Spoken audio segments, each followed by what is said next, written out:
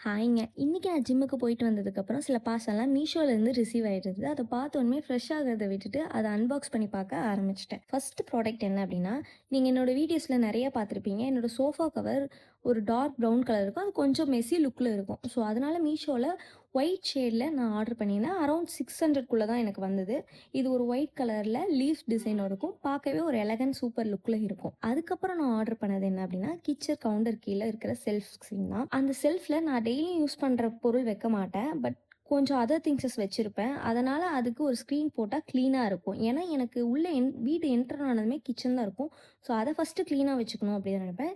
எனக்கு ஸ்க்ரீன் ஆணி அடிச்சு அந்த இடத்துல மாட்ட முடியல. ஸோ, அதனால வெல்க்ரோ டேப் ஆர்டர் பண்ணி ஃபிக்ஸ் பண்ணேன். ஸோ, அது பார்க்க நீட்டான லுக்ல இருந்தது. அதுக்கப்புறம் நான் ஆர்டர் பண்ணியிருந்தது என்ன அப்படின்னா, ரொம்ப நாளாவே கார்ட்ல போட்டு வச்சுட்டு இன்னைக்கு வாங்கலாம், நாளைக்கு வாங்கலாம்ன்னு பிரைஸ் ரொம்ப கம்மி தான்.